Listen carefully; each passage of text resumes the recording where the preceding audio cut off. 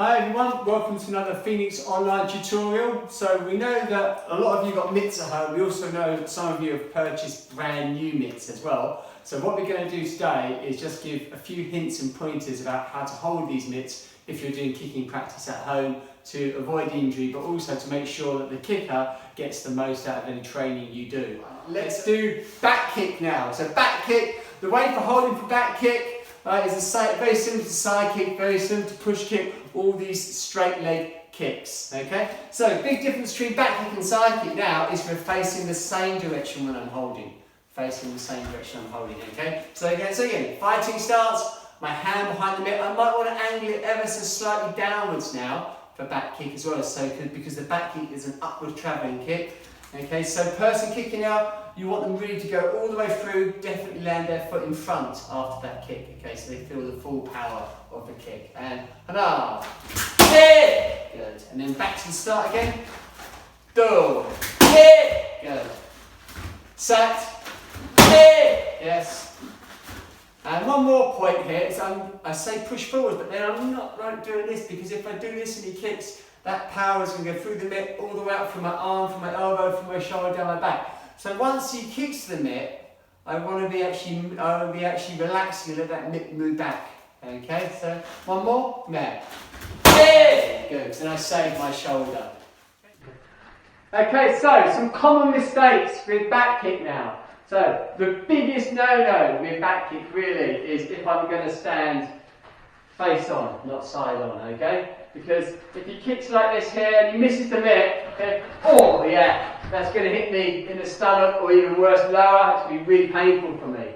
Okay, second big mistake, we said facing the same way. This is because if he misses here, his foot's going to go into open air, bang, okay? So if he does exactly the same kick there, and I'm standing here, what's going to happen here? Yeah, he's going to kick me, okay? So you really want to be facing the same way, so if he does miss, it goes into the safety zone, okay? Third thing, some of you doing a high back kick, and again, this really shouldn't need to be shown, but this is a really silly way to hold a mitt for back kick, okay? So this kick comes in now, yeah, good. So scare me, right, so make sure away from your body, okay? Fighting starts here, right, facing the same direction. Putting my hand behind it, but I want my hand to be quite light because if I'm not rigid like this and he kicks, it's really powerful. Yep, feel it up there, down there, up there, down my back. Okay, so make sure, put your hand behind it, close your fingers because you don't want your fingers broken at all. Fingers closed, and just let your body flow with the kick when he kicks. You go. Okay? Alright, so those are the common mistakes with back kick. Okay, moving on to chop kick now. So, chop kick's an up and down kick. Lots of different ways that people hold for chop kick. So I'm going to show a few of them here. Okay, so we can hold it, for example, out here with our arm bent. Okay, slightly angled down. Okay, because it's almost like the angle of the person's nose or the angle of the shoulder coming down. Okay, so chop kick, holding it this way. So let's see one. Hana. Okay, and two. So you notice again that I let my arm drop because I don't want that strain going from my elbow. Alternative way of holding it is instead with my hand down. This way with the other hand. Okay, so the advantage of this one is it doesn't put so much strain on the elbow, although it's difficult for me to see what he's doing sometimes. So see, hana, straight down, no strain on the elbow at all. Two, also, a more advanced way of holding it here is to hold it like you would for a punch, for example, okay? And then I tip it slightly forwards. Right? So this one I use a lot when we're doing sort of sparring training, okay? So it's a little bit more advanced because you have to make sure it doesn't end up like that. So tip it forwards and hana, good, and two, good. Okay, so there are a few tips of doing chop kick. So what about the common mistakes? So my black mitt is when we're holding it wrong. So for chop kick, first of all, okay, I really don't want to have a rigid arm. Okay, because if I've got a rigid arm and he kicks here, I feel that in my wrist, it goes down to my elbow, up to my shoulder, through my teeth. Okay, so nice relaxed arm when your partner's kicking, that will help absorb the impact. Okay, now if we're holding it sparring style, as I said earlier, I mean, there's not much point in that. He's really going to have to really push forward. It's almost going to be a front kick or a push kick when he does that. Okay, so you have to have an angle. Have to have enough angle that he can come down and make it hit against my arm here. And good. So hold it nice and diagonal, never straight down.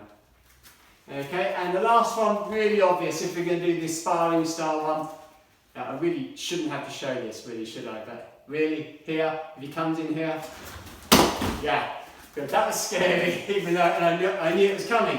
So that's the common mistakes with chop kick. For today, one more for today. We've got hook kick. Okay, so hook kick here. What we need to do again is be in fighting stance. Now, hook kick. It doesn't really matter which hand you're holding. So there's a bit of preference really for the mitt holder. Okay, some people hold it like this. Okay, now sometimes I hold it like this. Usually I actually prefer to hold it this way because when the kick comes in, it pushes my arm inwards instead of pushing my shoulder outwards. So I find that a little bit less strain, but that's actually up to you. Also depends on what combinations are being done as well. But today, let's face the same direction. It doesn't really matter, that's personal preference, okay? So really important now, you hold that away from your body. When we hold it at about a 45-degree angle, so my hands are away from the mitt. Okay, so again, my fighting stance nice and bent.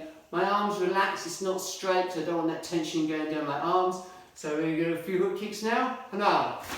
Hey! Yeah, so I let my wrist drop, so I'm minimising the strain on my body. Do. Hey! Set. Hey! Net. Hey! Now if you just change your feet, if I was holding it the other way, I really got to make sure my foot moves now because I don't want that strain to go down to my shoulder and my back. So again, watch my foot as he makes these hook kicks now. And up. Let's move it out to the side, okay? And build. Set. Just let your body move with the kick is the general idea. Okay, so common mistakes for hook kick holding. Okay, back to the black mitt. Okay, so obviously here, I don't want to put it close to my face here because if he overshoots a little bit here, instead, bang, going to get me in the face instead. Okay, so hold it away from your face. Here, second thing, I don't really want to hold it straight up because if he misjudges his height a little bit now, he's going to clonk me on the fingers. Ouch, yeah. Okay, so again, nice and high, slight angle to it. Again, I don't want to be too close to it. Fingers down the mitt, here, this way, and up. Hey! Good. Okay, so I hope this gives you some idea about how to hold the mitt. And looking forward to next time we see you online the Phoenix tutorial.